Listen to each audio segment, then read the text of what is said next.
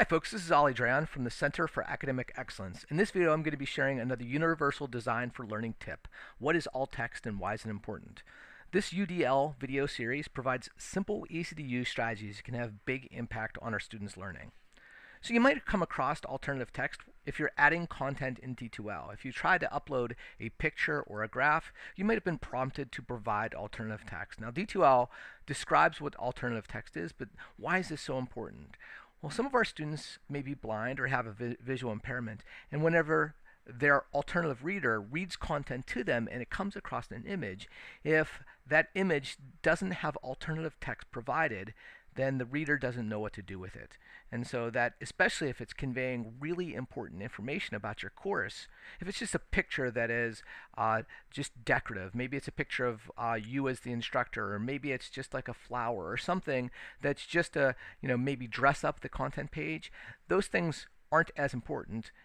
But if it's a graph that shows some correlation or something that's really critical for the learning of the class, then those types of things absolutely need to have alternative text provided. So we're going to look at an example, and we're also going to learn some tips. So first off, what's the standard?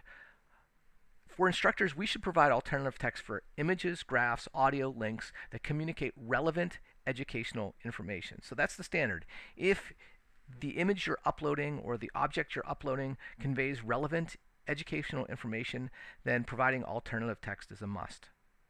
Some tips. First off, don't say this is an image of. By its very nature, alternative text is text that replaces an image. So saying this is an image of is somewhat redundant. Keep it simple, but be descriptive. These shouldn't be long paragraphs, should be very short and succinct, but also be descriptive enough so that the student knows what's being conveyed in that image. And think of that image that's being conveyed. Think about what is the important content that's being described or being conveyed, and try to do your best to succinctly capture that in the alternative text. So let's look at an example.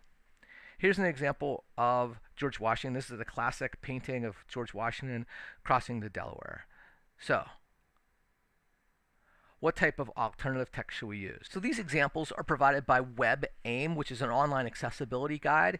And so I'll walk through each one of these and talk about what makes them good or what makes them bad. So first off, George Washington. So this could be alternative text that you might want to use to describe the image that you see, but it might not actually be descriptive enough. You can see that it doesn't convey enough information about that George Washington's crossing the Delaware or anything else about the image that you've chosen. So think about the content that's being displayed and see, does this necessarily capture everything that's for the reason why you wanted to include this picture in the beginning.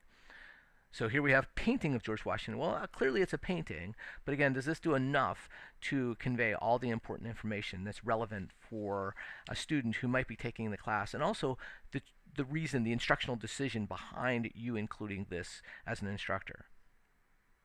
So painting of George Washington crossing the Delaware River. Now this might be appropriate because one, it's succinct, and two, it conveys a lot of the information that's being conveyed here.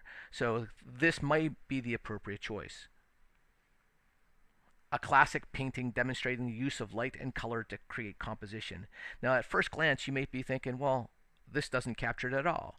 But if this was a class that was teaching art or maybe painting appreciation or something, this actually might be an appropriate alt text to use. So think about the nature of the course and your choice for including the image, and what exactly alternative text you can use to convey that information. This last one, you can see that it includes a lot of information, and it's not very succinct. So as you read this, the painting of George Washington crossing the Delaware River, swirling waves surround the boat where the majestic George Washington looks forward out of the storm and into the rays of light across the river as he leads his wary troops. You can see a lot of that could probably be condensed pretty easily, and it's not really necessary to the content that's being conveyed in this image. So this might include way too much information for our students. So of these, depending on the nature, I think painting of George Washington crossing the Delaware River may be the most appropriate. Again, this would depend on the nature of the classes you're teaching and the reason why you've included this image. So when should we include alt text? First off, we should be doing this for any instructional materials that you may be using with students. So if you're sharing something like a PowerPoint slide or Word documents, or even creating content pages in D2L, you should be including alt text. You should even use alternative text when an image is decorative. Now, we said at the beginning, if it's added as a decorative image, that you don't really have to think that much about the educational content, but you should also put some alternative text. Now, inside D2L, there's a little checkbox that says this is decorative, and that will communicate to the student that it is not something that necessarily conveys anything of educational value. If you're looking for more information about how to provide alternative text, some of the resources we used in this video was from webaim.org, and it's definitely a really good resource that you should check out.